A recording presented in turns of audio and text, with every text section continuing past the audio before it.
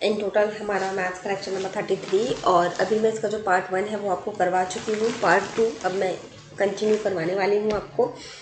तो चलिए अभी हम इसको इरेज करके पार्ट 2 को देखते हैं अपना। चलिए गाइस, पार्ट 1 में मैंने आपको कुछ क्वेश्चंस दिए थे। आई होप आप लोगों ने वो करे होंगे।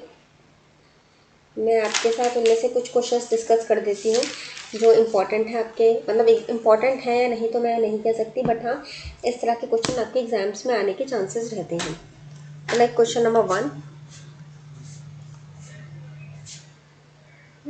एक क्वेश्चन आप ये देखिए 1 इंटू 2 इंटू 3, ये क्वेश्चन मैंने आपको दिया था।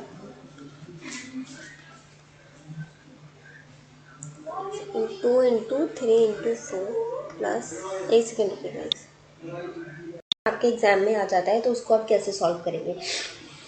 इसका आपको बताना है कि ये सीरीज आपकी कन्वर्ज है या डाइवर्ज है। ठीक है, देखिए इस क्वेश्चन को करने का सबसे आसान तरीका होता है। एक तरीका ये भी है कि लाइक आप एक टर्म को चेक करो, उसके बाद फिर उसको कट पिट जो भी होना होगा उस सबसे करके आप निकालोगे। लाइक अगर हमारा ऊपर ऐसे रहता 1 into 2 into 3 plus 2 into 3 into 4 plus 1 upon में 3 इंटू 4 इंटू 5, तो करना फिर भी आसान था क्योंकि आप मल्टीप्लाई करते देखते कि अगर नीचे वाला टर्म इंक्रीज हो रहा है तो आपका निकल जाता है। लेकिन यहाँ ऊपर भी कुछ टर्म है, फिर आपको उससे डिवाइड करना पड़ेगा और फिर आप चेक करोगे कि आया कम आया ज़्यादा आया, तो it could be a little bit tricky. इसके लिए क्या करते हैं, अगर ऐसी आपको सीरीज दे रखी हो क्वेश्चन में, इसको हम किसी एक फॉर्म में लाने की कोशिश करते हैं। अब फॉर्म में कैसे लाते हैं, देखो अगर हम इसको लिखते हैं ऊपर वाले टर्म को 3 है, ये 1 है, ये 5 है, ठीक है, ये ऊपर वाले इन टर्म्स को अगर आप लोगों को याद हो, हमने फिजिक्स में भी बहुत पढ़ा ये वाली चीज़, हम इसको 2n-1 लिख सकते हैं। अगर 2 4 ये होता है तो इसको हम 2n लिख देते हैं, और अगर इस तरह के टर्म होते हैं 1 3 7 तो हम इसको 2n-1 लिख देते हैं डिवाइडेड बाय।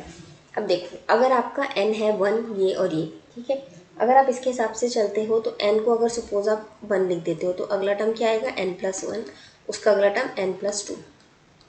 ठीक है, अब एक बार इसको हम इधर से भी लगा के चेक कर लेते हैं कि हमारा सही आ रहा है या नहीं आ रहा है। अगर हम n की जगह पे अब 2 पुट करते हैं तो देखिए 2 into 2 minus 1 divided by, n की जगह 2 पुट करा है ना, 2 into 2 plus 1 is 3 into 2 plus 2 is 4, और इसको भी आप सॉल्व करोगे 2 2 4 माइनस 1 3, देखो ये वाला आ गया आपका, मतलब हमारा फॉर्मूला हमने सही बनाया है।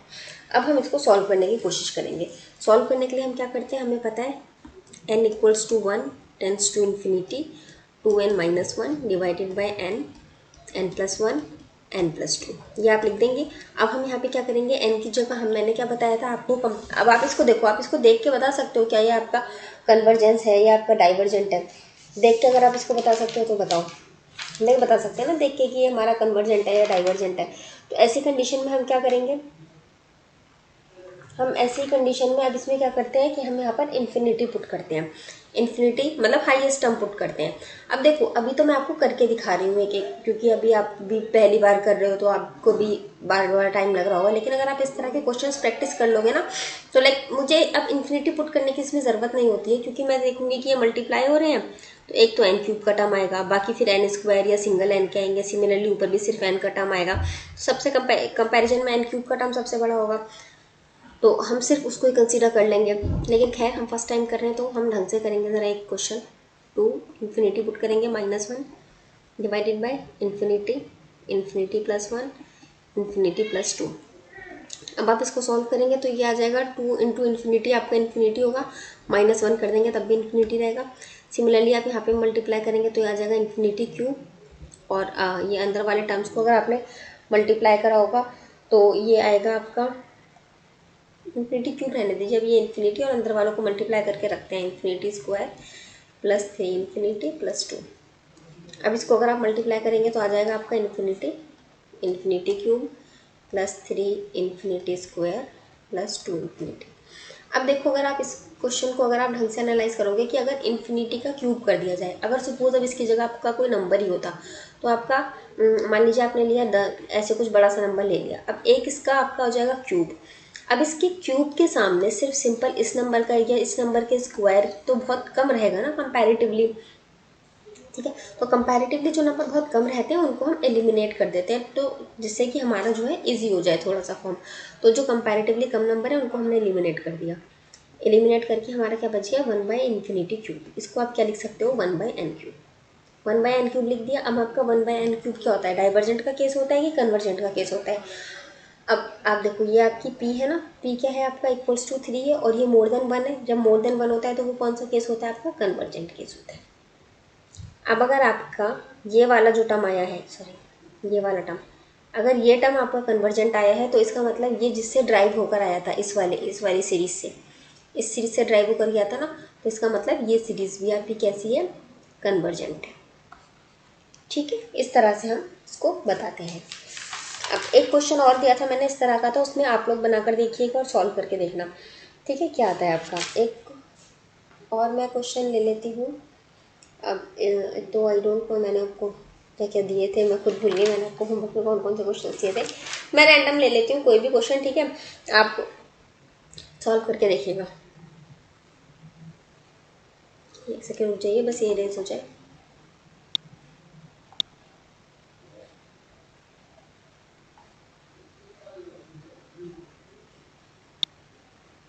फोर पार्ट ऑफ एन, ठीक है, जैसे आपका स्क्वायर रूट क्यूब रूट होता है ना, इसी तरह से फोर्थ रूट है आपका एन का।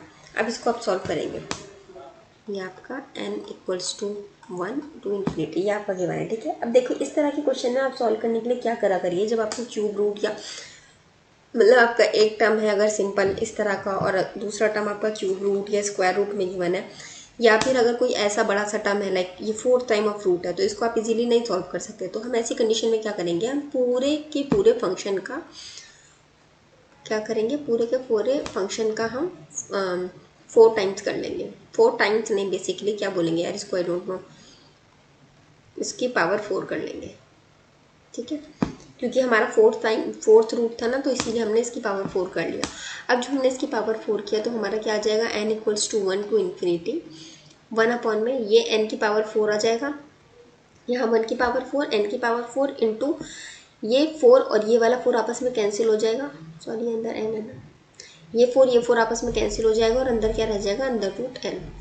ठीक है, सिर्फ इतना आपका ये रह जाएगा, √n क्यों रहेगा, सॉरी सिर्फ n आपका अंदर रह जाएगा। ठीक है, 4 आपस में कैंसिल हो जाएगा। अब 1 की पावर 4 तो 1 ही होता है, उससे कोई फर्क पड़ेगा नहीं। अब इसको आप क्या लिख सकते हो, n = 1 टेंस टू इन्फिनिटी 1 में n की पावर 5, ये मल्टीप्लाई हो जाएगा ना n की पावर 5। अब आप इसमें देख लो आपका जो p है वो कितना है, 5 है, विच इज़ मोर देन 1, तो आपका ये डायरेक्टली कन्वर्जेंट आ जाएगा।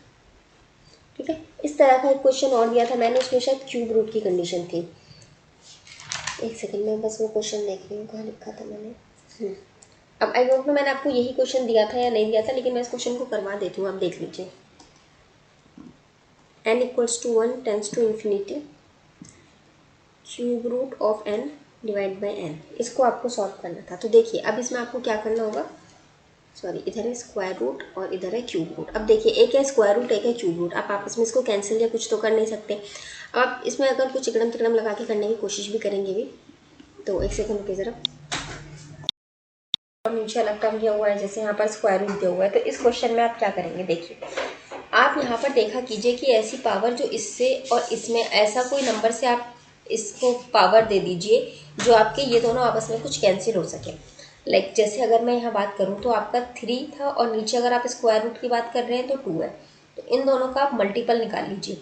या अगर सपोज यहाँ पर एक आपको 4th टर्म भी दिया हुआ होता, तो आप इन 3 टर्म्स का मल्टीपल निकाल लेते। ठीक है, और फिर जो वैल्यू आती है उसके हिसाब से आप सॉल्व करते हैं। ठीक है, लेकिन अभी फिलहाल हमें 2 का ही है तो हम इन 2 का करते हैं। इन दोनों को अगर आपने मल्टीप्लाई किया तो कितना आया आपका, 6 आ गया, तो आप यहाँ पर पावर 6 की दे देंगे। क्यों दे देंगे पावर 6 की, देखिए मैं बताती हूँ अभी। √n और इसकी पावर आपने दे दी 6। अब ये 6 आप जब अंदर मल्टीप्लाई करेंगे, यहाँ पे n,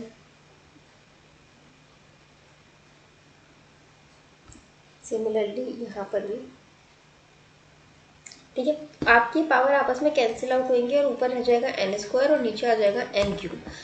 और इस कंडीशन में आपका आ जाएगा 1/n, और 1/n क्या होता है, डाइवर्जेंट, हमें पता है, और डाइवर्जेंट है तो हमारा ये वाला टर्म भी जो है ये भी आपका पूरा डाइवर्जेंट हो जाएगा। तो मतलब अगर आपका ये बताना चाह रही हूँ मैं यहाँ पे, अगर आपको स्क्वायर रूट, क्यूब रूट इस तरह की क्वेश्चन आ जाती है तो वहाँ पर आपको पैनिक नहीं होना है। आप क्या कीजिए, वहाँ पर पावर ले लीजिए और फिर पावर लेने के बाद उस हिसाब से आगे सॉल्व कर लीजिए।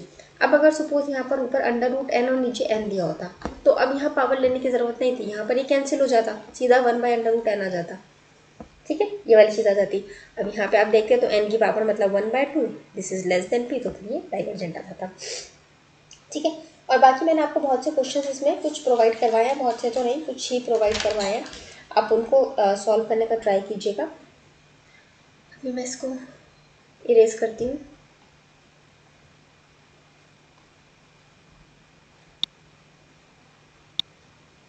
तो रिकॉर्डिंग यार, तुझे पता क्यों नहीं चल रहा है? क्या पता लग रहा है। ओके गाइस, तो अभी आपको एक क्वेश्चन और देख लीजिए आप, इम्पॉर्टेंट है ये वाला भी, इस तरह के क्वेश्चन कराना भी। अभी मत देखिए, अच्छा पहले एक पॉइंट इसमें मैं आपको समझाती हूँ, उसके बाद उस क्वेश्चन पे चलेंगे। हमने क्या देखे, हमने अभी कंपैरिजन टेस्ट देखे।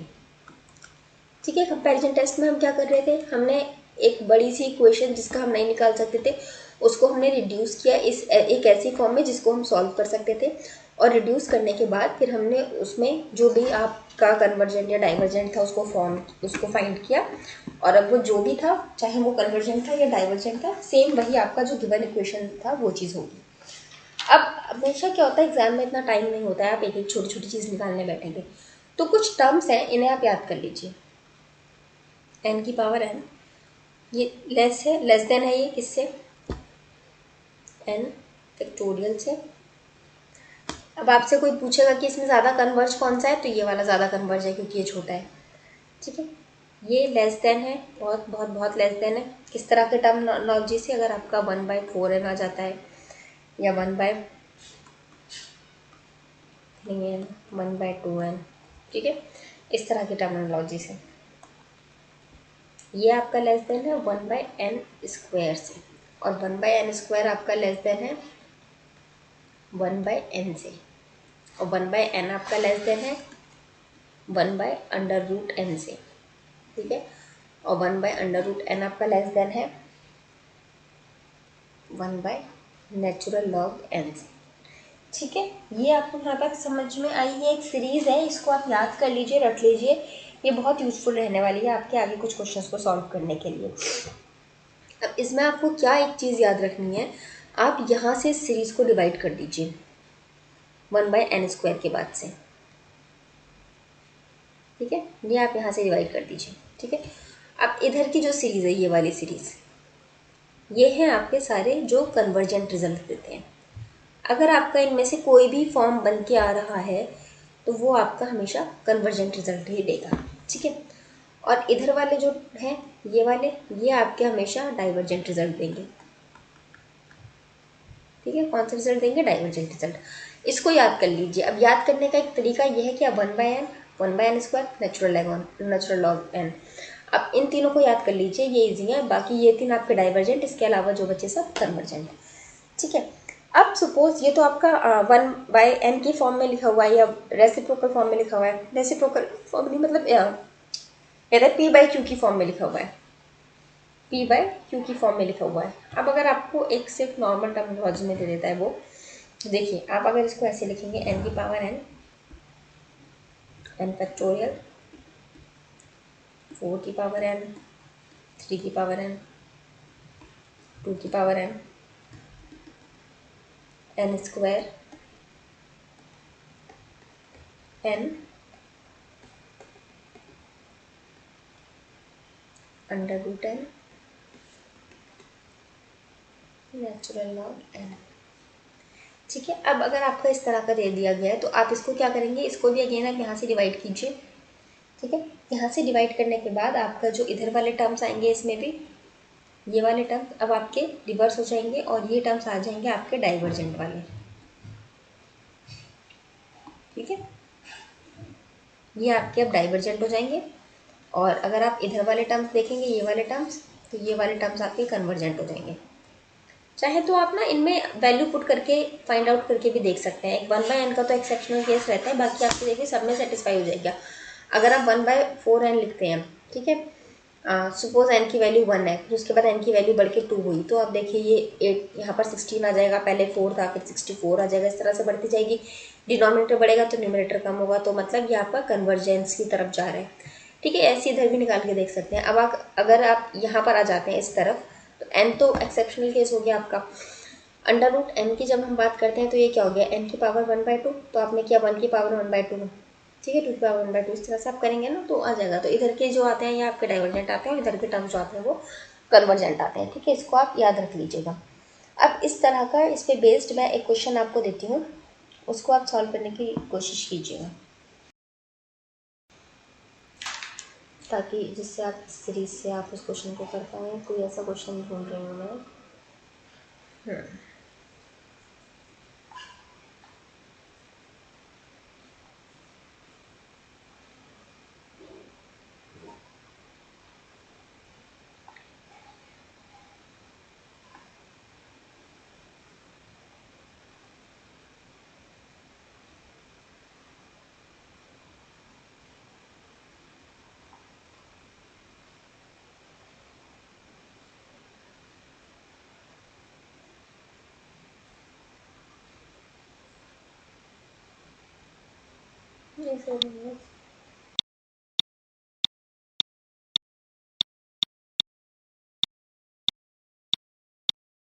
की पावर 5 मान लेते हैं, या फिर आप 2 की पावर इन्फिनिटी कर देते हैं।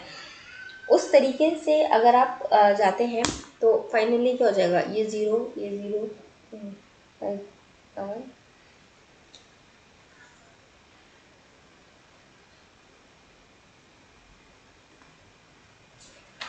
तो देखो भाई उस वाले में क्या प्रॉब्लम आ जाएगी ना कि आपका नीचे वाला टर्म भी ज़ीरो आ जाएगा, तो आपका ओवरऑल फिर वो बनेगा नहीं कुछ। ठीक है, इसीलिए हम इसमें ये वाले मेथड से नहीं जाते हैं। हम यहाँ पर क्या मेथड अप्लाई करेंगे, हमने जो अभी कंपैरिजन वाला मेथड अभी देखा था, जो पूरी एक लिस्ट देखी थी उसके हिसाब से हम इसको करने की कोशिश करते हैं। अगर हो पाता है तो, नहीं होगा तो फिर कुछ और तरीका अपनाना पड़ेगा। हालांकि इतने टफ क्वेश्चन आपके एग्जाम में नहीं है, मतलब this is not a tough one, ये इजी क्वेश्चन में ही काउंट होता है, लेकिन आपके बहुत डायरेक्ट क्वेश्चन आते हैं कन्वर्जेंस डाइवर्जेंस से। फिर भी मैं आपको करा देती हूँ for being on safer side. तो आप अगर इसमें यहाँ पर देखेंगे, हमने जो अभी सीरीज़ पढ़ी थी अभी मैंने इरेज कर दी है, अगर आपको याद होगा उस सीरीज़ में, तो एक तो हमारे 1/n इस वाले टर्म में थे और एक हमारे n इस वाली सीरीज़ थी। अब अगर आप ऊपर वाला ये टर्म देखेंगे तो बताइए ये इस वाली सीरीज़ को फॉलो करेंगे या इस सीरीज़ को फॉलो करेंगे, इस वाली सीरीज़ को फॉलो करेंगे। इस वाले सीरीज़ को जब हम देख रहे थे तो हमारी, मैं एक बार दोबारा से थोड़ा सा लिख देती हूँ एक रफ तरीके से, 3n 2n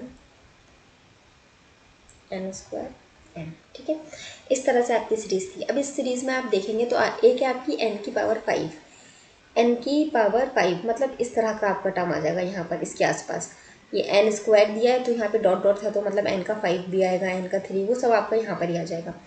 ठीक है, और दूसरा आपको क्या दिया है 3 की पावर n, और एक आपको दिया है 3 की पावर n। अब आप इन दोनों में जब कंपेयर करोगे, ठीक है, तो कौन सा बड़ा है, ये वाला बड़ा है। और बीच में मैंने आपको क्या बताया था कि डॉट डॉट लगा के कि बहुत बहुत डिफरेंस होता है, ठीक है, बहुत गैप होता है, बहुत छोटा होता है इधर वाला टर्म, इतना छोटा कि हम इग्नोर कर सकते हैं। अब अगर हमारा ये टर्म बहुत ज़्यादा बड़ा है और ये टर्म से कंपैरिजन में बहुत ज़्यादा छोटा हो गया तो हम इसको इग्नोर कर सकते थे, तो हमने इसको इग्नोर कर दिया। हमारा क्या गया 3 की पावर n, मतलब 2 गिवन है, सॉरी 2 की पावर n। ठीक है, तो हमारा अब हम यहाँ पर ये इग्नोर हो जाएगा और n इक्वल्स टू 1 से इन्फिनिटी 2 की पावर n डिवाइडेड बाई 3 की पावर n। और यहाँ पर अगर आप देखोगे इसको तो ये ज्योमेट्रिक सीरीज वाला केस बनता हुआ लगेगा आपको, 1 इंटू 2/3 की पावर n, ये आपका क्या आ जाएगा r। अब अगर आप इसको करोगे तो ये r क्या है आपका 2/3 and 2/3 is less than 1, less than 1 है तो हमारा कौन सा केस हो गया, कन्वर्जेंट।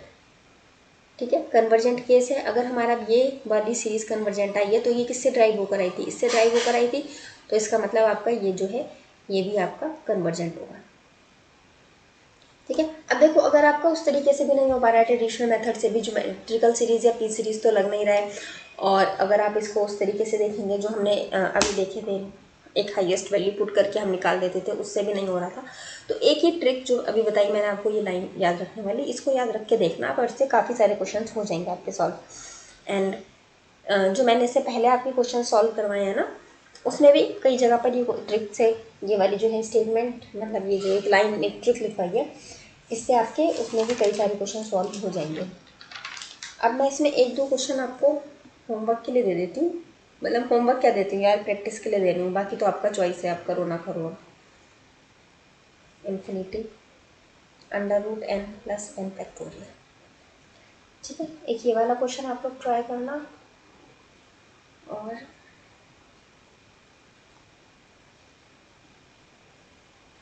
n इक्वल्स टू 1 से लेकर इन्फिनिटी n की power 4 plus, sorry question infinity n equals to 1 से लेकर इन्फिनिटी अंडर रूट n की power 4 plus 1 divided by n cube, ठीक है।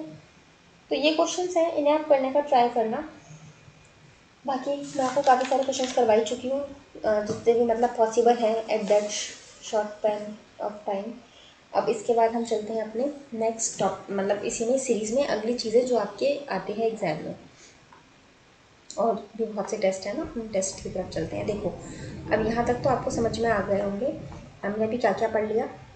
पी सीरीज़ पढ़ लिया, जी सीरीज़ पढ़ लिया। पी सीरीज़ मतलब आपने पावर वाले तरीके से निकालना सीख लिया, ज्योमेट्रिकल सीरीज़ से निकालना सीख लिया, कंपैरिजन सीरीज़ से निकालना सीख लिया, कंपैरिजन की ट्रिक से निकालना सीख लिया।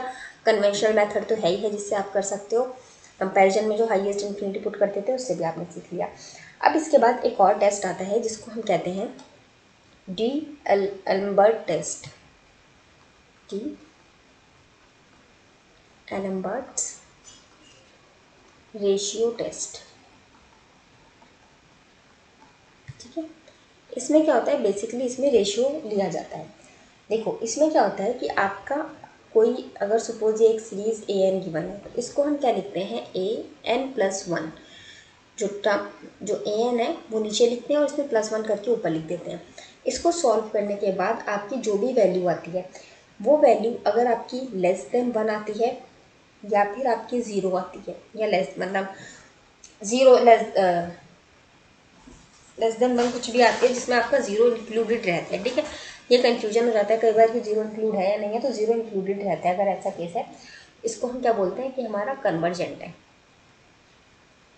बेसिकली हमारा ही कब आएगा less than one, less than one हमारा कब आएगा, जब हमारा ए एन बड़ा होगा, ए एन प्लस वन से, तो ये आप ये लेस देन वन आएगी अगर ये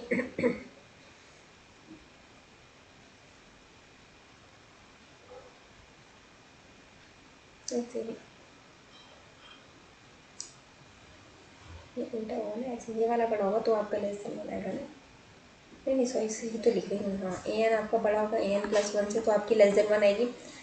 अब अगर कंडीशन अगर आपका ये बड़ा आ जाता है या फिर आपका वन से बड़ा आता है, मतलब बेसिकली जीरो से बड़ा हो गया, तो ये कंडीशन आपकी क्या हो जाती है, डाइवर्जेंट की। डाइवर्जेंट मतलब आपका ए एन प्लस वन जो है वो बड़ा होगा ए एन से, ठीक है।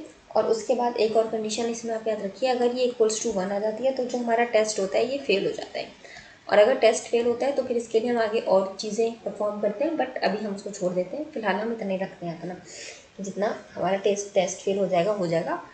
देखो अब इस पर क्या होगा आपका, बेसिकली इसमें आता है आपका स्टेटमेंट बेस्ड क्वेश्चन, कि लाइक लेस देन वन है तो आपका कन्वर्जेंट होगा, या मोर देन वन है तो डाइवर्जेंट होगा, या क्या होगा, या इक्वल्स टू वन आ गया तो आपका कन्वर्जेंट होगा, डाइवर्जेंट होगा, या फेल हो जाएगा, क्या होगा। तो उस तरह का इस पर आपका जो है एक थ्योरी क्वेश्चन आने के चांसेस ज़्यादा हैं, लेकिन फिर भी अब सिंस हमने ये करा है तो मैं एक क्वेश्चन आपको ज़रूर करवाऊंगी। सपोज अगर आपको क्वेश्चन में गिवन है n इक्वल्स टू वन से लेके गया इन्फिनिटी तक, टू एन का स्क्वायर डिवाइडेड बाय टू की पावर n, ठीक है। तो इसको अब आपको सॉल्व करना है, तो बेसिकली हम क्या करेंगे, जो हमें गिवन है और अगर डी एल्बर्ट्स रेशियो से, देखो अब आपने ये क्वेश्चन देखा एन स्क्वायर टू की पावर n, अब आप इसको सॉल्व करने के लिए कोई मेथड आपके दिमाग में आ रहा है जिसको आप लगा सको, लाइक आप यहाँ पर ज्योमेट्रिक सीरीज भी नहीं लगा सकते क्योंकि आपका ए आर एन इस फॉर्म में नहीं है, आप पी सीरीज़ नहीं लगा सकते क्योंकि वन बाई एन पी की फॉर्म में नहीं है। अगर आप कंपैरिजन टेस्ट रखेंगे, एन की वैल्यू आप इन्फिनिटी रख देते हैं, तो ये नीचे वाला टर्म जीरो, ये नीचे वाला टर्म जीरो हो जाएगा डिनोमिनेटर का, तो आपका ये ऑल ओवर फिर ख़राब हो जाएगा, तो फिर आप वो भी नहीं लगा सकते। अब आपके पास क्या आता था, हमारी ट्रिक वाली जो स्टेटमेंट आती थी, आप उसके हिसाब से चलोगे, तो देखो ऊपर तो आपका नॉर्मल एन वाली सीरीज़ चलेगी और नीचे वन बाई एन सीरीज़ चलेगी, तो आप दोनों सीरीज़ एक साथ नहीं चला सकते, ठीक है। तो इसीलिए अब जब हमें कुछ नहीं समझ में आ रहा है, इसीलिए अब हम इस वाले टेस्ट की तरफ चल रहे हैं, यहाँ पर n+1 वाला।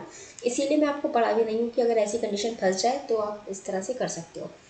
इसमें क्या करेंगे, हमें जो गिवन क्वेश्चन है उसको हम लिख देंगे an इक्वल्स टू n²/2n। अब मैंने क्या बताया आपको, an+1 डिवाइडेड बाई an लिखना है, तो लिख देते हैं चलिए n+1 का स्क्वायर डिवाइडेड बाई 2n+1, और यहाँ पर सिमिलरली आपको क्या आ जाएगा, n² डिवाइडेड बाई 2n। ठीक है, यहाँ इधर सॉल्व करती हूँ। अब इसको देखिए आप, ये टर्म ऊपर ले जा सकते हैं ना, तो वैसे करके सॉल्व सही करके लिख देती हूँ उसको, n+1 का square divided by twice of n।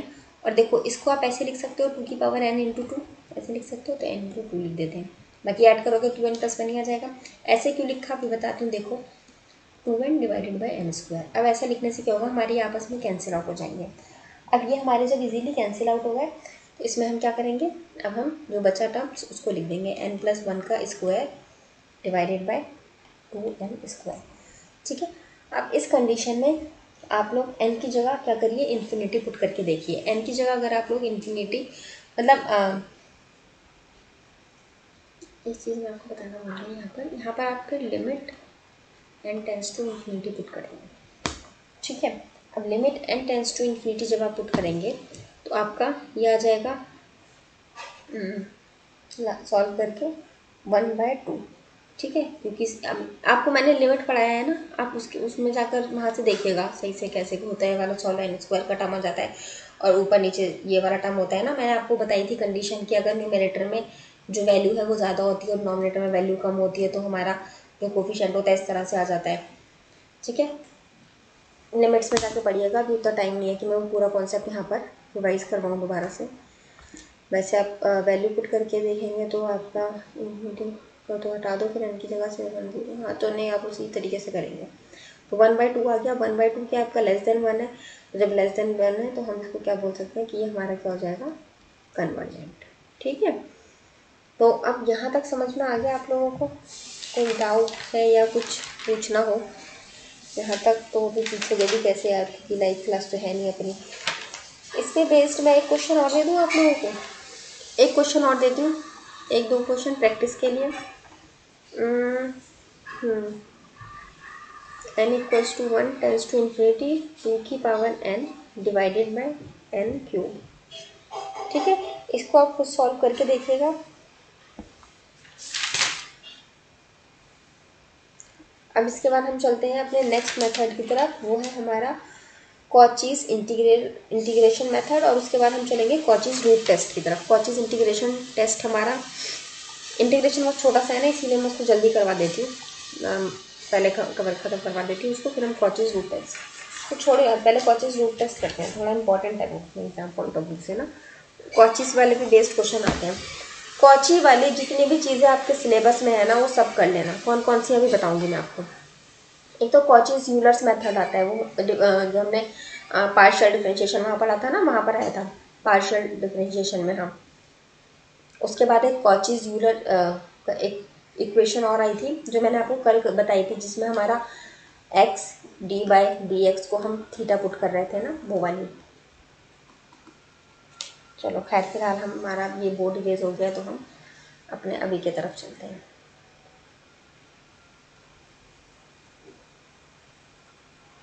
Cauchy's root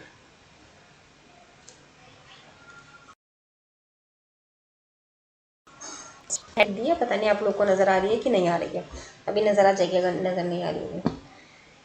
देखो अब कॉचीज रूट टेस्ट में सब, देखो रूट यहाँ पर लिख कर दे दिया, जैसे इससे पहले वाला क्वेश्चन था रेशियो लिख कर दिया था, तो इसीलिए उसमें हमने क्या किया था, रेशियो की फॉर्म में रखा था हमने। अब यहाँ पर हमारा कॉचीज रूट टेस्ट लिख के दे दिया है। कॉचीज रूट टेस्ट लिखने का मतलब है, या तो आपका कोई भी इक्वेशन 1/n इस फॉर्म में होगी, या फिर अगर आपकी इक्वेशन n⁻1 इस फॉर्म में होगी, तभी आप वहाँ पे कॉचीज रूट टेस्ट अप्लाई करते हो। ठीक है, ये कंडीशन आप याद रखना। ठीक है, पहले ये कंडीशन हो गई। अब आपका सपोज मान लीजिए कंडीशन वेरीफाई हो रही है, इसको वेरीफाई करने के बाद जब आपका सॉल्व करके रिजल्ट आया, तो अगर आपका मान लीजिए सॉल्व करके जो भी फाइनल वैल्यू आई आपकी के आई, वो अगर <1 है तो आपकी सीरीज़ क्या हो जाएगी, कन्वर्जेंट। और अगर के आपका मोर देन 1 है तो आपकी सीरीज़ क्या हो जाएगी, डाइवर्जेंट। मेन आपको यही याद रखना है कब कन्वर्जेंट कब डाइवर्जेंट। अच्छा, इसमें आप कंफ्यूज हो जाते होंगे ना कि किस में कन्वर्जेंट था किस में डाइवर्जेंट था, तो इसका लास्ट में मैं एक ट्रिक बताऊंगी याद रखने की, बस वो ट्रिक याद रखना, आपको सारे अपना आप याद हो जाएंगे किसका कन्वर्जेंट था किसका डाइवर्जेंट था। ठीक है, तो सपोज एक क्वेश्चन में आपको इसको समझाने के सिर्फ पर्पज से क्वेश्चन देती हूँ, इस पर बेस्ड आपका क्वेश्चन आएगा नहीं, सिर्फ ये समझाने के लिए दे रही हूँ मैं आपको। और बाकी आपका सिर्फ आपको कंडीशन याद रखनी है, 1/n की power n²। Okay, so this is your question. आपका किसका केस है, हमारा कॉचीज रूट टेस्ट का केस है। कॉचीज रूट टेस्ट में हम क्या करते हैं, हमारा जो भी टर्म गिवन होता है ना, सपोज ये गिवन है, इसको हम ऐसे पुट करते हैं, limit n tends to infinity, और आपका जो भी टर्म है, ठीक है, तो इसको अब हम ऐसे पुट करेंगे, limit n tends to infinity 1/(1 + 1/n का n²। अब देखो ऐसे तो ये सॉल्व हो नहीं सकता, तो हमें क्या करना होता है, हम n की जगह इन्फिनिटी अगर डायरेक्टली पुट करेंगे तो आप वो चीज़ भी कर सकते हो, डायरेक्टली भी पुट कर सकते हो। चलो डायरेक्टली ही पुट कर देते हैं, फालतू में इतना वो क्यों करना है इसमें। तो 1/(1 + 1/∞, एंड यहाँ पर आपका इन्फिनिटी का स्क्वायर। ठीक है, अब सिंस मैं क्या चाह रही थी यहाँ पर आपको समझाना कि अगर इस तरह की कंडीशन आ जाती है तो आप इसको 1/n से की पावर और इसके ऊपर ले लो, उससे क्या होगा, आपको ये कैंसिल हो जाएगा और सिर्फ n रह जाएगा। बट सिंस अगर हमें इन्फिनिटी पुट करना है तो इन्फिनिटी का क्या स्क्वायर इन्फिनिटी ही आ जाएगा, तो ज़्यादा फर्क पड़ेगा नहीं, इसलिए मैंने यहाँ डायरेक्ट ले लिया। बाकी अगर इस तरह की इक्वेशन होती आपकी, इसका n की पावर स्क्वायर था, तो आप यहाँ पे इस पूरे टर्म की पावर 1/n ले लेते, उससे क्या होगा, ये जो आपका n होगा ये n² आपका इंटू 1/n आ जाएगा, और इससे ये एक टर्म कैंसिल हो जाएगा और सिर्फ n रह जाएगा। बट इन्फिनिटी से उतना फ़र्क पड़ेगा नहीं, और मैंने आपको इन्फिनिटी लेके करना सिखाया है, तो हम इन्फिनिटी से ऐसे ही ले लेंगे डायरेक्ट। अब अगर आप इसको सॉल्व करेंगे तो देखिए यहाँ पर इन्फिनिटी आपका यहाँ है, अगर नीचे डिनोमिनेटर में इन्फिनिटी आ जाएगा तो पूरा टर्म आपका ये 0 बन जाएगा, तो पूरा टर्म 0 बन गया, तो 1/(1 की पावर इन्फिनिटी। अब 1 की पावर इन्फिनिटी आई तो इसको हम क्या लिख सकते हैं, e। अब ये जो 1/e आया आपका, ए की वैल्यू क्या होती है, 1 पॉइंट कुछ होती है ना, तो अगर आप वो वैल्यू पुट करेंगे तो ये ऑब्वियस सी बात है लेस देन 1 आ जाएगी आपकी ओवरऑल सिचुएशन। तो जब ये लेस देन 1 आ जाएगी तो इसको हम क्या बोल देंगे, कन्वर्जेंट। ठीक है गाइस, तो ये इस तरह से सॉल्व होता है। बट आपके में बहुत मतलब चांसेस नहीं है ऐसा क्वेश्चन आएगा आपके में। हाँ, ये ज़रूर पूछ सकता है, वो कॉचीज रूट टेस्ट की ये कंडीशन पूछ सकता है। एंड मैं क्या बता रही थी, कॉची वाली अपनी सारी चीज़ें इंपॉर्टेंट है, ज़रूर याद रखना। पहला एक मैंने आपको पार्शियल डिफरेंशिएशन में पढ़ाया था, वहाँ पे चेक करना आप, जहाँ पे था आपका कॉचीज यूलर इक्वेशन करके था, जिसमें आपका x dy/dx plus y dy/dx होता था, और फाइनल इसका आंसर nu आ जाता था। होमोजीनियस इक्वेशन होती थी, डिफरेंशियल इक्वेशन नहीं है, पार्शियल डिफरेंशिएशन में था ये केस। और अगर आपकी नॉन होमोजीनियस होती थी उसको हम कन्वर्ट करते थे तो आपका क्या आता था, nu, और डिवाइड में आपका u का डिफ्रेंशिएशन इस तरह से आता था। ठीक है, उसको आप चेक करेंगे तो वहाँ मिल जाएगा आपको। और ये स्क्वायर का टर्म होता था तो यहाँ पर nu-1 करके भी एड ऑन होता था। तो ये पार्शियल डिफरेंशिएशन में हमने पढ़ा था, इसको याद रखना। एक सेकंड,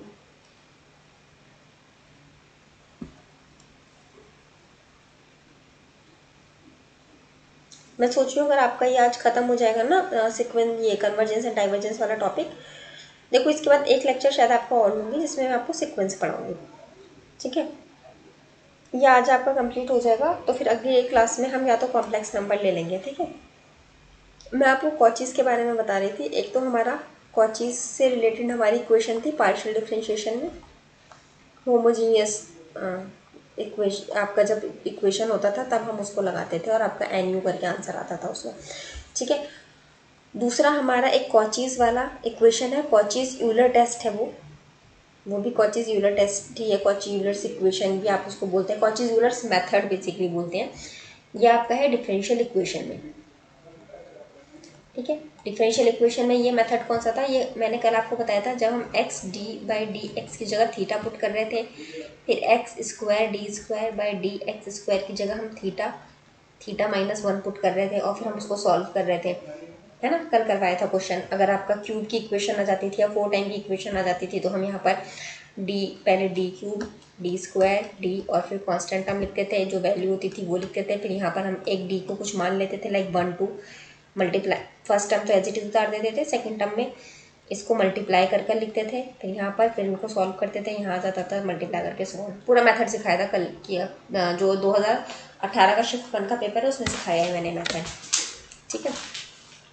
उसके अलावा एक और हमने कल मेथड नया देखा था, वो भी डिफरेंशियल इक्वेशन का ही था, लैग्रांजेस मेथड, जिसमें हम क्या करते थे, सी एफ निकालने के लिए आपका पहले हम जो भी हमारे यहाँ साथ में टर्म दे रखा होता था, D Z by D x, अगर आपको 3 वेरिएबल इसमें रहते थे, D Z by D x, D Z by D x और डी और खाली एक्स, तो ऊपर डेल जेड हटा देते थे हम, सिर्फ डेल वाई का टर्म रखते थे और जो इसका कोफिशिएंट रहता था उसको डिनोमिनेटर में रख देते थे।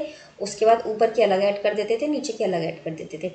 पर्टिकुलर इंटीग्रल निकालने के लिए ऊपर नीचे एक्स से मल्टीप्लाई करते थे और फिर सॉल्व कर देते थे, और फाइनली हमारा आंसर आता था पाई C1 C2, ठीक है। C1 हमारा ये जो इधर CFPI नहीं था इसमें, सॉरी CFPI तो इधर था, पहले वाले से सॉल्व करके हमारा C1 निकलता था और ये दूसरे वाले मेथड से सॉल्व करके C2 निकलता था, कल करवाया था मैंने।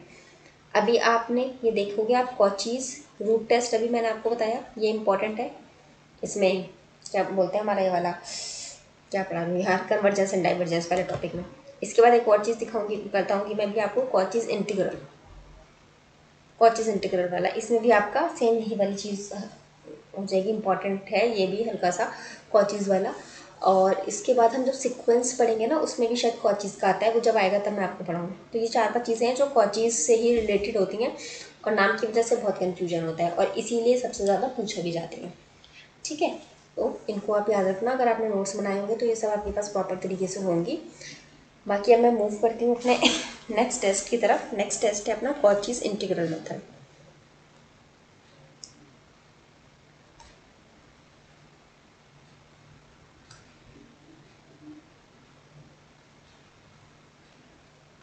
कॉचीज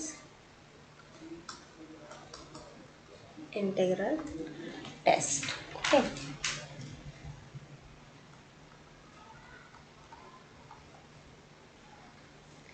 अब देखो कॉचीज इंटीग्रल टेस्ट में क्या होता है कि सपोज हमारा कोई भी आपको फंक्शन गिवन होता है, तो हम उस फंक्शन को, सपोज हमें एक ये फंक्शन गिवन है, तो हम क्या करेंगे, हम इसका करेंगे इंटीग्रेशन एक्स से लेके एक्स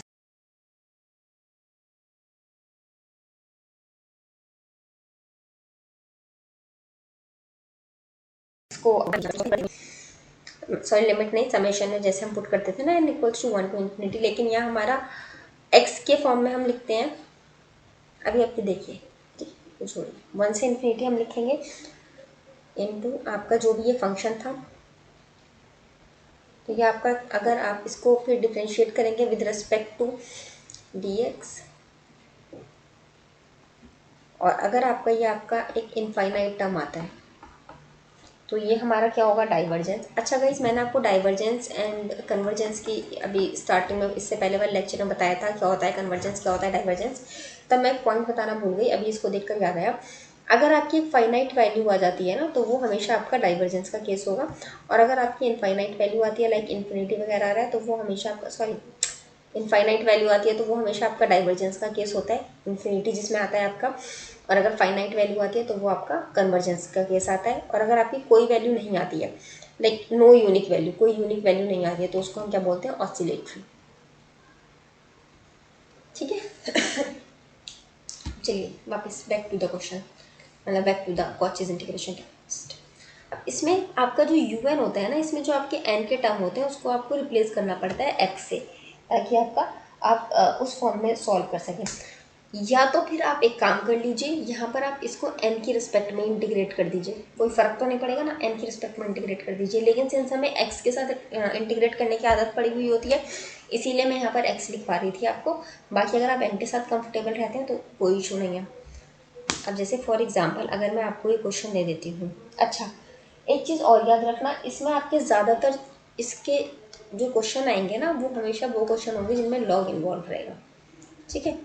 अब अगर सपोज आपको ये क्वेश्चन गिवन है n इक्वल्स टू 1 से लेके इन्फिनिटी तक आपकी रेंज आ रही है n log n, इसको सॉल्व करना है। हमने क्या देखिए इसमें लॉग दे रखा है हमारा, तो अगर लॉग दे रखा है तो इसका मतलब हम कॉचीज इंटीग्रेशन टेस्ट लगाएंगे इसमें। कॉचीज इंटीग्रेशन टेस्ट अब हम कैसे लगाते हैं, इन्फिनिटी, यहाँ पर n=1 था तो 1 कहाँ तक जा रहा था, इन्फिनिटी तक जा रहा था, इन्फिनिटी तक। अब अगर आपको n के फॉर्म में करना है तो n log n = dn, आप ये पुट कर सकते हो। अब आप अगर यहाँ पर ध्यान से देखेंगे तो यहाँ पर हम इसमें n को अगर हम पुट कर दें, नहीं n को क्यों पुट करेंगे, log n का होता है ना 1/n की जगह आएगा ना हमारा, log n हमारा होता है ना डिफ्रेंशिएशन 1/n। हमारा log x का डिफ्रेंशिएशन क्या होता है, 1/n होता है ना, 1/x होता है ना। मैं थोड़ा सा इधर कंफ्यूज हो गई थी। तो हमारा हम log n को हम पुट कर देते हैं t के इक्वल। तो log n का जब हमने डिफ्रेंशिएट किया तो क्या आ गया, d 1/n dn = dt। ठीक है, अब आप इसको मतलब ये तो यहाँ से तो हट जाएगा, ये यहाँ पर आएगा, फिर उसको हम इधर ले आते हैं तो आपका ये इधर dn आ जाएगा। इसको अब आप क्या पुट करोगे, यहाँ पर अगर आप पुट करेंगे तो 1 से लेके इन्फिनिटी 1/n dn की जगह आप dt और t log n की जगह t।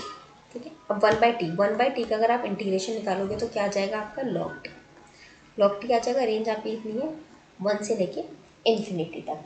अब 1 से लेके इन्फिनिटी तक आपकी रेंज जो है आप उसको बाद में पुट करेंगे। पहले हम यहाँ पर t की जगह t की वैल्यू पुट कर देते हैं log, और t की वैल्यू क्या थी आपकी log n ही हमने ली थी log n, और ये होल आ गया आपका 1 से लेके वैल्यू इन्फिनिटी तक। अब आप ये देखिए, अब आप मुझे एक बात बताइए, अगर आप इसकी वैल्यू इन्फिनिटी पुट करेंगे या 1 इधर पुट करते हैं तो यहाँ पर बेसिकली क्या होने वाला है, ये आपका एक फाइनाइट केस नहीं आएगा, ये आपका कैसा केस आएगा, इनफाइनाइट केस आएगा। तो अगर इनफाइनाइट केस आता है तो आपका क्या कंडीशन हो जाएगी वाली, डाइवर्जेंट। अब आप ये क्वेश्चन देख के कंफ्यूज मत होइए, ये सिर्फ आपको समझाने के पर्पज से मैं बता रही हूँ। बाकी याद तो आप सिर्फ इतना करिए, और आपके जो क्वेश्चंस आएंगे ना वो आपके पीस सीरीज, ज्योमेट्रिकल सीरीज, और जो आपका कंपैरिजन मेथड था, कंपैरिजन मेथड में वो जो ट्रिक वाली लाइन लिखवाई थी ना वो भी याद रखना। इनके बेसिस पे आपके सारे क्वेश्चन हो जाएंगे। बहुत रेयर चांसेस है कि नहीं अटका तो आपको रेशियो टेस्ट जो होता है ना, अल्बर्ट्स रेशियो टेस्ट, वो लगाना पड़ा या उस तरह से, वरना वो भी नहीं आएगा, बहुत इजीली कर लेंगे। अगर आप पेपर देखेंगे ना तो बहुत सिंपल क्वेश्चन होते हैं। ठीक है, अब सपोज आपका जैसे आप बोलोगे कि मतलब क्या बोलोगे, कुछ बोल ही नहीं सकते ना इसमें। तो ठीक है, अगर मैंने क्या बताया, आपका अगर लॉग या ई का होता है ना, ऐसी कंडीशंस में ज़्यादातर आपको कॉचीज इंटीग्रेशन लगता है। ऐसे लगाने को तो कहीं पे कुछ भी लगा सकते हो। अब इस मेथड को भी है ना, आप अगर इस क्वेश्चन को भी अगर आप करना चाहोगे ना तो कुछ ना कुछ तरीके से कंपैरिजन वगैरह से भी निकल ही आएगा। लेकिन ठीक है, हमें अभी कॉचीज इंटीग्रेशन से बताना था तो इसलिए मैंने बताया। अब इसके बाद आप एक दो टेस्ट और हैं, उन्हें और देख लीजिए। उनसे रिलेटेड तो मैं आपको क्वेश्चन भी नहीं करवाने वाली हूँ, क्योंकि रिक्वायर्ड ही नहीं है, बिल्कुल कभी नहीं आएगा उससे रिलेटेड क्वेश्चन। वीडियो पॉज करती हूँ 1 मिनट, क्या 40 1 second. Raabe's test, Gauss test और इब्निस रूल, ये 3 चीज़ हैं आपकी, 3-4 टेस्ट हैं, ये आप सीख लीजिए। बस आपको इतना ही रिक्वायर्ड है कन्वर्जेंस एंड डाइवर्जेंस में, सीक्वेंस वाले टॉपिक में, सॉरी सीरीज़ वाले टॉपिक में। अब उसके बाद आएगा हमारा सीक्वेंस वाला टॉपिक, उसमें तो छोटी सी वीडियो आएगी बस उसकी दो। गाइस, अब हम चलते हैं अपने नेक्स्ट टेस्ट की तरफ, और वो हमारा कौन सा है, रेबिस टेस्ट। लिखा हुआ नहीं दिख रहा ना, कोई बात नहीं, भी दिखेगा। अच्छा, अब रेबिस टेस्ट में क्या होता है, ये हमारा काफ़ी सिमिलर है डी अल्बर्ट टेस्ट के। बेसिकली इसको हम यूज़ भी तभी करते हैं जब हमारा डी अल्बर्ट टेस्ट फेल हो जाता है। D'Alembert ratio test, ratio बोलने से आपको याद हो जाएगा कौन सा एक टेस्ट था। ये नहीं चलेगा भाई, इसको पॉज ही करके चलाना पड़ेगा। रेबिस टेस्ट, अब मैंने अभी आपको क्या बताया, ये हमारा बेसिकली होता है जब हमारा डी अल्बर्ट्स टेस्ट जो हमने, रेशियो टेस्ट जो हमने पढ़ा था, वो अगर फेल हो जाता है तो हमारा ये वाला टेस्ट यूज़ होता है। फेल हो जाता है, फेल ये कब होता है, देखिए फेल वाला कंडीशन मैंने आपको कौन बताया था। इसमें हमारा रेशियो टेस्ट में हम क्या लिखते थे, ऊपर UN+1 लिखते थे, नीचे हम UN लिखते थे। यहाँ पर अगर हमारा जो रिजल्ट आता था वो मोर देन 1 कहते हैं इसको, अगर ये आपका मोर देन 1 रहता था तो वो हमारा क्या होता था, कन्वर्जेंस होता था।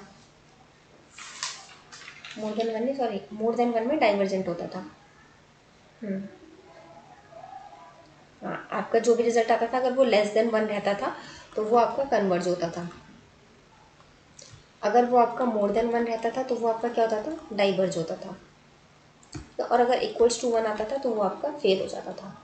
तो सपोज आपका ये कंडीशन आ गई और ये आपका फेल हो गया। तो जब ये फेल हो जाता है तब हम यहाँ पर क्या लगाते हैं, यहाँ पर हम लगाएंगे रेबिस टेस्ट। ठीक है, अब रेबिस टेस्ट में क्या होता है उसको हम देखते हैं।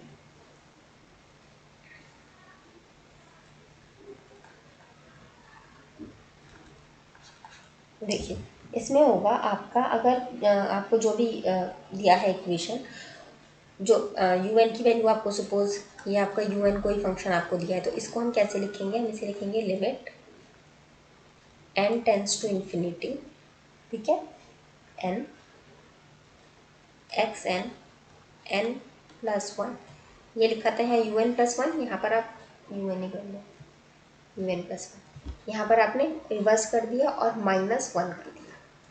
ठीक है, अब आप इस तरह से इसको सॉल्व करेंगे।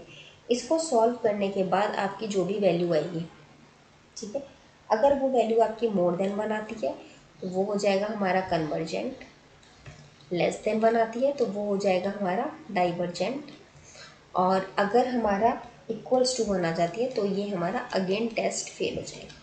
अब ये फेल हो जाएगा तो आगे और कंडीशंस हैं वो देखेंगे ज़रूरत होगी, तो फिलहाल इतना देखते हैं। ठीक है, बाकी आपसे पूछा जा सकता है रेबिस टेस्ट आप कब लगाएंगे, उससे पहले आपका कौन सा टेस्ट फेल होना चाहिए, या फिर आपका पूछ सकता है कि इक्वल्स टू वन आ गया आपका अल्बर्ट्स रेशियो टेस्ट में, तो अब आगे आप कैसे वेरीफाई करोगे, या फिर सी कंडीशंस पूछ सकता है, या इसका ये फॉर्मूला पूछ सकता है। तो वो कुछ भी इस तरह से पूछ सकता है। इनको ऐसे थ्योरी में नहीं पूछेगा, थोड़ा घुमा के नॉर्मल उसमें करके पूछ सकता है, लाइक डायरेक्टली फॉर्मूला ना देके इसको वर्ड्स की फॉर्म में लिख के दे सकता है। ठीक है, तो इस तरह से आपका हो जाता है ये रेबिस टेस्ट। और अब हम चलते हैं इसके बाद अपने एक और नए टेस्ट की तरफ। अब ये जो मैं लिखवा रही हूँ ना बाद में, अब आपको इसके मैं क्वेश्चंस नहीं करवा रही हूँ क्योंकि इनका क्वेश्चंस कभी भी नहीं आएगा। मैं सिर्फ इसलिए लिखवा रही हूँ इनको ताकि कभी इनकी कोई बेस्ड स्टेटमेंट ना आ जाए, क्योंकि स्टेटमेंट आ सकती है।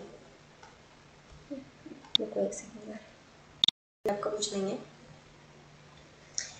बस जितना भी प्रॉब्लम है ना वो इस लैपटॉप में है और इस टैब में होने लगा है। अब गॉस टेस्ट, अब देखो गॉस टेस्ट की कंडीशन में क्या होता है, इसमें भी सपोज आपको एक फंक्शन यू एन दिया हुआ है, इसको भी हम इसी फॉर्म में लिखते हैं, limit n tends to infinity x n divide by x n plus one.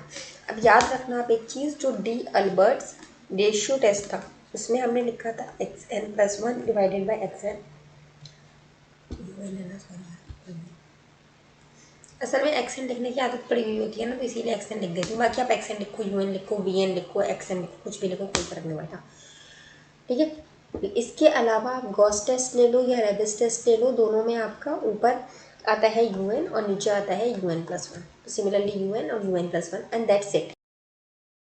इसमें साथ में रेबिस ना, इसमें कुछ नहीं आता, बस इतना ही रहता है। लेकिन इसके जो रिजल्ट आएगा ना आपका, वो इस फॉर्म में आएगा, alpha beta by n plus कुछ और टर्म्स रहेंगे आपके एन के। ठीक है, तो अब यहाँ पर आप जो डिसाइड करोगे वो अल्फ़ा की वजह से डिसाइड करोगे। अब अगर आपका अल्फ़ा आ जाता है मोर देन वन तो आपका क्या होगा, कन्वर्जेंट होगा। अब अगर अल्फ़ा आता है आपका लेस देन वन तो आपका क्या होगा, डाइवर्जेंट होगा। ठीक है, अब अगर आपका अल्फ़ा आता है इक्वल्स टू वन तो इस कंडीशन में आपका कन्वर्जेंट डाइवर्जेंट हम नहीं बता सकते, ये एक तरह से टेस्ट फेल की कंडीशन होती है। मगर सिंस हमारे पास ये एक और टर्म है बीटा वाला, तो अब हम बीटा पे स्विच कर जाते हैं। अब अगर बीटा मोर देन वन है तो आपका कन्वर्ज होगा, और बीटा अगर आपका लेस देन या फिर इक्वल्स टू वन आ जाता है तो दोनों कंडीशन में आपका डाइवर्ज हो जाएगा। ठीक है, तो ये है आपके गॉस टेस्ट के रूल्स, इनको भी आप याद रखिएगा। इसके बाद एक और टेस्ट आता है हमारा, मैं यही लिख लूँगा इस, ठीक है, क्योंकि ये चेंज हो नहीं रहा है और फिर it's taking so much time. ये हो जाए इरेज तो मैं जल्दी जल्दी करा दूँ।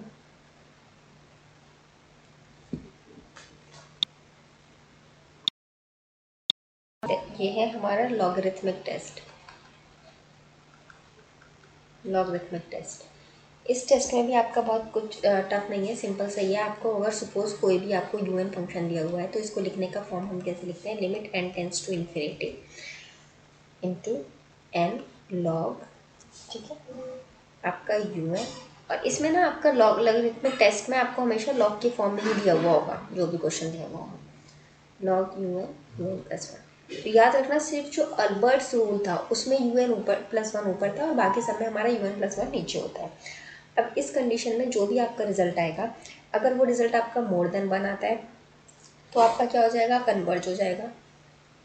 अगर वो रिजल्ट आपका लेस देन 1 आता है तो वो आपका क्या हो जाएगा, डाइवर्ज हो जाएगा। और अगर आपका इक्वल्स टू 1 आ जाता है तो आपका रिजल्ट क्या होगा, फेल हो जाएगा। देखो इक्वल्स टू 1 में या तो आपका डाइवर्ज होगी कंडीशन या फिर आपकी फेल हो जाएगी कंडीशन, कन्वर्ज कभी नहीं होता है इक्वल्स टू 1 में। ठीक है गाइस, तो अभी इसके बाद हम एक सेकेंड रुको, एक टेस्ट और बचता है आपका अल्टरनेट टेस्ट, जिसमें हम लगाते हैं इब्निट्स रूल। तो अल्टरनेटिंग टेस्ट भी मैं आपको यहीं बताती हूँ क्योंकि मैं इरेज करने का रिस्क नहीं लूँगी, बहुत टाइम वेस्ट होता है इसमें। अल्टरनेटिंग टेस्ट आप कहाँ लगाते हो, सपोज आपको इक्वेशन एक प्लस में फिर माइनस में दी है, फिर प्लस में फिर माइनस में। ठीक है, ये तो एक अलग कंडीशन हो गई। लाइक आपको लिखा है 1 -1/2 + 1/3 -1/4, इस तरह से आपको इक्वेशन लिखी हुई हो। तो इस कंडीशन में आप क्या लगाते हो, आप लगाते हो ना इब्निट्स रूल। आप सिर्फ पूछ सकता है इब्निट्स रूल आप कहाँ लगाते हो या इब्निट्स रूल क्या होता है। तो इब्निट्स रूल क्या होता है ऐसी कंडीशन में कि अगर आप मॉड लेते हो xn+1 वाले टर्म का, सपोज अगर आप इस टर्म का मॉड ले लेते हो और ये टर्म जो आता है फिर लेस देन आए आपका xn से, बाद वाले टर्म से, मतलब आपका xn+1 xn+2 इस तरह से अगर आपका लिखा हुआ है तो मॉड लेने के बाद ये वाला टर्म आपका लेस देन आए इस वाले टर्म से। ठीक है, तो ऐसी कंडीशन में आपका जो हम सीरीज़ होता है उसे हम क्या बोलते हैं कि हमारी जो है वो क्या है, कन्वर्जेंट है। ठीक है, सिर्फ इसमें कन्वर्जेंट बताने का ही आपका मेन चीज़ होती है। ठीक है, दूसरा एक आप में आप मतलब ये आपकी कंडीशन है जो सेटिस्फाई होनी चाहिए। ठीक है, अब अगर ये कंडीशन सेटिस्फाई हो जाती है आपकी, ये कंडीशन सेटिस्फाई हो जाती है तो आप क्या करोगे, एक्स एन की जगह 0 पुट करके देखोगे, अगर वो 0 आ जाता है तो आपका फाइनली वो जो सीरीज़ होगी वो क्या हो जाएगी, कन्वर्जेंट हो जाती है। ठीक है, अब आपका ये है इब्निट्स रूल का रूल, इब्निट्स लॉ के जो है रूल, इनको आप याद रखिएगा। इसके बाद इसमें एक चीज़ आपकी और बनती है जो इम्पोर्टेंट है, आपके एग्ज़ाम पॉइंट ऑफ व्यू से पूछ सकता है वो यहाँ पे, इसीलिए मैं ये बता रही हूँ। आपका एब्सोल्यूट कन्वर्जेंट बनता है या फिर आपका कंडीशनल कन्वर्जेंट होता है। एब्सोल्यूट कन्वर्जेंट होती है आपकी सीरीज़, आपसे पूछता है ना कि एब्सोल्यूट कन्वर्जेंट कब होगी या फिर आपकी कंडीशनली कन्वर्जेंट कब होगी, कंडीशनली कन्वर्जेंट कब होगी। ठीक है, दो कंडीशंस आपसे पूछी जाती हैं।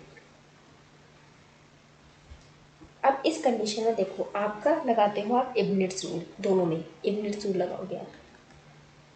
ठीक, इब्निट्स रूल क्या होता है हमारा, कि हमारा जो फर्स्ट टर्म है वो हमारा मतलब जो सेकंड टर्म है n+1 वाला, उसका मॉड अगर हम ले लेते हैं, उसको पॉजिटिव बना देते हैं, क्योंकि हमने हमेशा पॉजिटिव सीरीज़ पढ़ी है, नेगेटिव सीरीज़ तो पढ़ी नहीं है, ये नेगेटिव सीरीज़ हो गई, इसको पॉजिटिव बनाना पड़ेगा। तो जब पॉजिटिव हमने इसको बना दिया तो हमारी वैल्यू xn से कम आई, तो हमारा ये हो गया कन्वर्जेंट का केस। अब अगर आपका कन्वर्जेंट का केस है तो उसके बाद आप एक स्टेप क्या करते हो, अभी तक हम सिर्फ दो टर्म जिनको कंपेयर कर रहे थे उनका मॉड ले रहे थे, अब आप क्या करोगे, पूरी इक्वेशन सारे जितने भी टर्म्स हैं सबका मॉड लेके सबको पॉजिटिव बना दोगे। अब जब आपने सबको पॉजिटिव बना दिया, अब आप उसको चेक करोगे अब वो सीरीज कन्वर्जेंट है या नहीं है। जब आपने सबको पॉजिटिव बना दिया, take mod of all terms. ठीक है, सारे टर्म्स का मॉड ले लिया आपने, अब पूरी पॉजिटिव सीरीज हो गई। अब पूरी पॉजिटिव सीरीज हो जाने के बाद अब आप इसको चेक करोगे कि आपकी कन्वर्जेंट है या डाइवर्जेंट है। अब अगेन आपकी अगर कन्वर्जेंट आ जाती है तो इसको हम क्या बोलते हैं, हमारी ये है एब्सोल्यूट कन्वर्जेंट। ठीक है, अब सिमिलरली इधर आप देखो, अगर आपका सेम यही वाला कंडीशन आता है xn+1 is less than xn, आपकी कंडीशन फॉलो हो गई, आपने बोल दिया कि आपका जो है वो कन्वर्जेंट आ गया। अब इसके बाद आप क्या करोगे, आपके जितने भी टर्म्स हैं सबका मॉड लोगे और सबको पॉजिटिव बना दोगे। पॉजिटिव बन गए, अब आप क्या करोगे, अब आप इसका चेक करोगे कि अब ये कन्वर्जेंट है कि डाइवर्जेंट है। ये वाला चेक कैसे होगा, या आपका normal geometric series, P series, comparison, उनसे हो जाएगा ये इजीली चेक। अब अगर आपका कन्वर्जेंट नहीं आता है और आपकी सीरीज आ जाती है डाइवर्जेंट, तो इसको आप क्या बोलोगे कि ये है कंडीशनली कन्वर्जेंट। ठीक है। इस पे आपका क्वेश्चन तो नहीं पूछा जाएगा, लेकिन हाँ ये पूछा जाता है कि आपका एब्सोल्युटली कन्वर्जेंट कब है या कंडीशनली कन्वर्जेंट आपकी कब है। ठीक है, इस पे बेस्ड एक क्वेश्चन चलो देख लेते हैं ना, ताकि ये थोड़ा सा क्लियर हो जाए आपको ये वाला कॉन्सेप्ट। सिर्फ इस कॉन्सेप्ट को क्लियर करवाने के लिए ना एक क्वेश्चन हम देख लेते हैं। एक मिनट तो मुझे,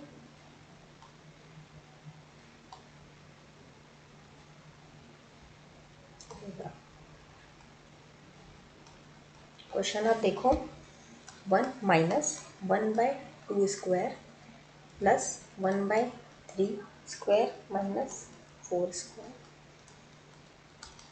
अब देखो एक प्लस आ रहा है, एक माइनस, एक प्लस, एक माइनस, एक प्लस, एक माइनस। इसको देखते ही आप समझ गए ये कौन सा केस है, हमारा ऑल्टरनेटिंग का केस है, ऑल्टरनेटिंग सीरीज़ का। ऑल्टरनेटिंग सीरीज़ में हम कन्वर्जेंट है या डाइवर्जेंट है इसको पता लगाने के लिए हम क्या करते हैं, सबसे पहले हम अपनी कंडीशन सेटिस्फाई करते हैं। कंडीशन हमारी क्या होती है कि हमारा xn मॉड का xn+1 हमारा जो है लेस देन होना चाहिए मॉड का xn से। तो मॉड का xn हमारा मतलब हम पहले वाला टर्म ले लेंगे, ये कितना हो गया 1, और ये हमारा लेस देन किससे होना चाहिए, हमारा जो n+1 का टर्म है ये वाला इसके मॉड से।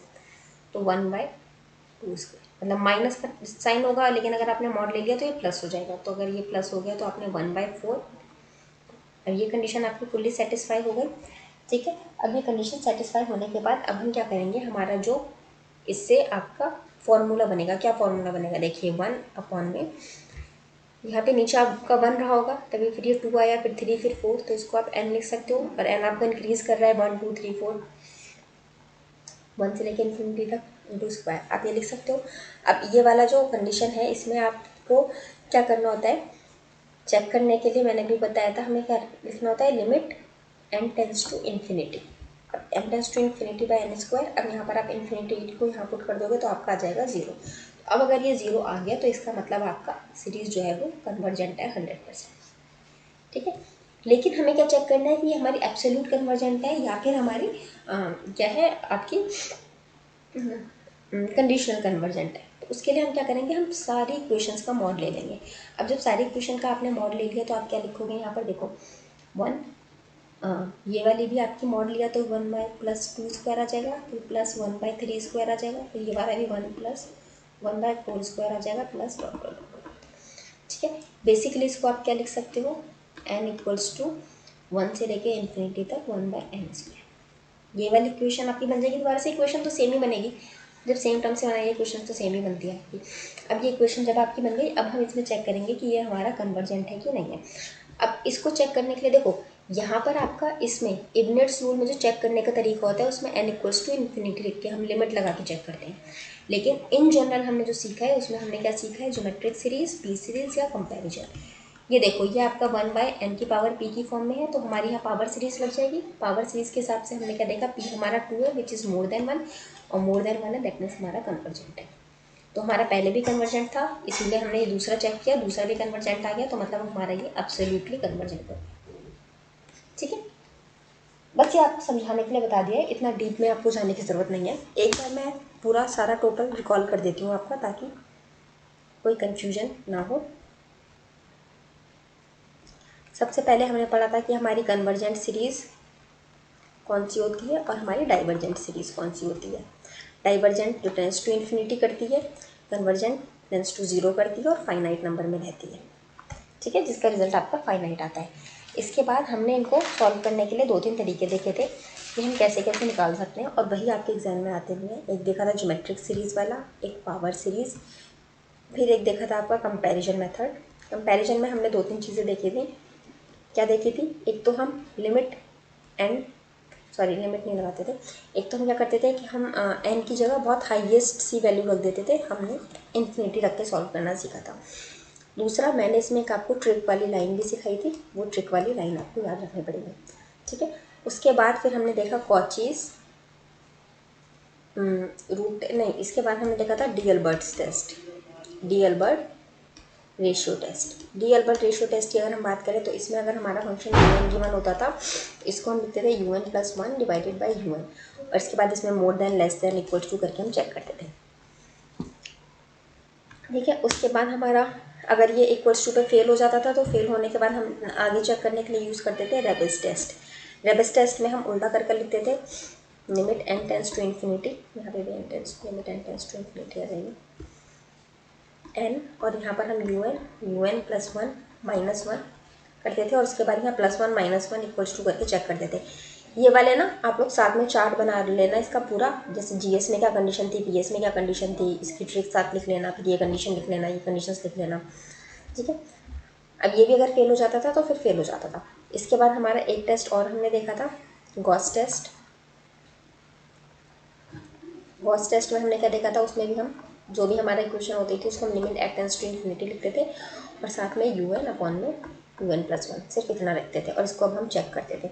इसको जब हम चेक करते थे तो अगर हमारा alpha plus beta by n plus terms of n आते थे और ऊपर इस तरह की इक्वेशन आती थी, तो हम पहले अल्फ़ा को चेक करते थे less than greater than less than और इक्वल्स टू। अगर इक्वल्स टू की कंडीशन आती थी तो फिर हम बीटा के साथ लेस देन ग्रेटर देन, और जो लेस देन वाला होता था वो इक्वल्स टू वन हम रखते थे, ठीक है। इसके बाद अब हमारे आ जाते हैं कॉचीज़ वाले दोनों, एक कॉचीज़ रूट टेस्ट, एक कॉचीज़ इंटीग्रल टेस्ट।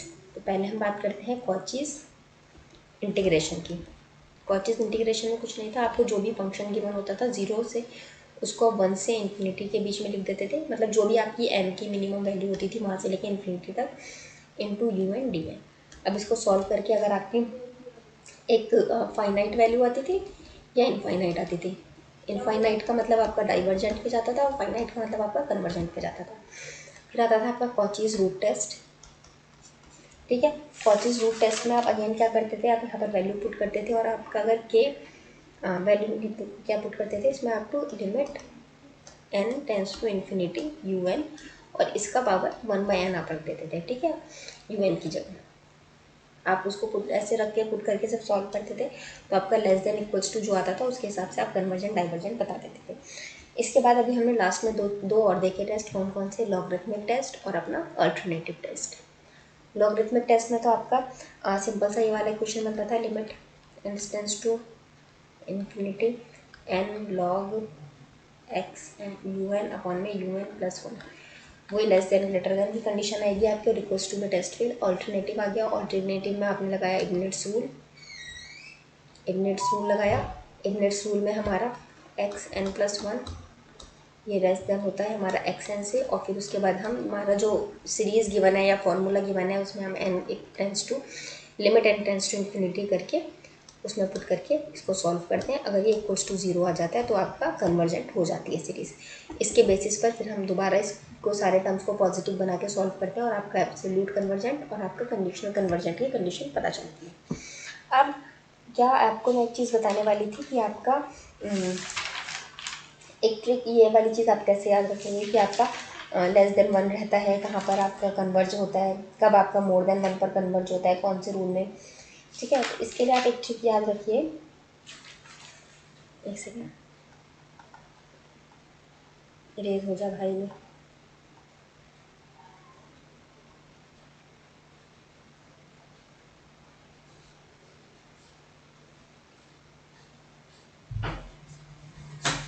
एक सेकेंड से इरेज कर लूँ मैं ज़रा। आपके मैंने बहुत सारे टेस्ट बताए, अब किस टेस्ट का क्या रूल है वो रूल एक बार आप और देख लो। देखो आपका ज्योमेट्रिक सीरीज़ वाला जो था जिसमें आपकी आर की वैल्यू रहती थी, इसके बाद आपका डी अल्बर्ट्स टेस्ट जो आया था जिसमें आपने u n plus one by u n किया था, डी अल्बर्ट रेशियो टेस्ट। उसके बाद हमारा कॉचीज़ रूट टेस्ट आया था, कॉचीज़ रूट टेस्ट। इसमें हमने क्या लिखा था, limit n tends to infinity u n की पावर वन बाई, ठीक है। सिर्फ ये तीनों ही ऐसे हैं जिसमें हमारा अगर जो वैल्यू है वो लेस देन वन होती है आर से, ठीक है, तो हमारा क्या होता है, कन्वर्जेंट का केस होता है। लेस देन वन होता है तो हमारा क्या होता है, कन्वर्जेंट होता है केस, ठीक है। अदरवाइज तो आपका डाइवर्जेंट होता है। इसके अलावा आपके जितने भी हैं, चाहे वो पावर सीरीज़ है, चाहे वो आपका कॉचीज़ इंटीग्रल में तो होता नहीं है, आपका लॉगरिथमिक हो गया, आपका रेबेस टेस्ट हो गया, गॉस टेस्ट हो गया, जितने भी आपके और टेस्ट हैं उन सब में आपकी मोर देन वन होती है पावर, तब आपका कन्वर्जेंट होता है। ठीक है। तो आप ये 3 याद रखो, सिर्फ इन 3 में आपकी लेस देन 1 होने पर कन्वर्जेंट है। अगर लेस देन 1 होने पर कन्वर्जेंट है तो ऑब्वियस सी बात है मोर देन 1 होने पर डाइवर्जेंट हो जाएगा, और बाकी इनमें कन्वर्जेंट है अगर लेस देन में, तो बाकियों में मोर देन पे कन्वर्जेंट है। ठीक है। अगर आपका थ्योरी क्वेश्चन आएगा या न्यूमेरिकल भी आएगा, आप इसमें से कुछ करोगे तो ये हो जाएगा। बाकी यार ये इसका सीरीज़ वाला टॉपिक कंप्लीट हो चुका है। कोई डाउट हो, कुछ पूछना हो तो प्लीज़ डू आस्क मी, और जितना हो सकेगा मैं बता दूंगी। अब एज के टाइम तो बहुत कम है, तो जितना भी आपको मिल पा रहा है ना आप उतना पढ़ लो। बाकी इसका क्वेश्चन इजी आता है, आप पावर सीरीज, ज्योमेट्रिक सीरीज वो अच्छे से कर लेना। बाकी जो मैंने सारे टेस्ट लिखवाए हैं इसका बेसिकली ना थ्योरी बेस्ड क्वेश्चन आता है कि लाइक इसकी ये कंडीशन है, इसकी ये कंडीशन है, उस तरह का। ठीक है।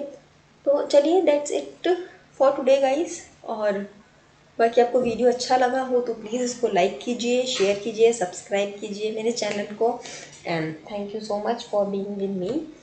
एंड फिर the end of this video. और मैं देखती हूँ सीक्वेंस वाली पॉसिबल हुई तो वो भी आज ही अपलोड कर दूँगी। ओके, चलो बाय बाय, टेक केयर, अच्छे से पढ़ो, रिवाइज करते रहो जितना ज़्यादा कर सको।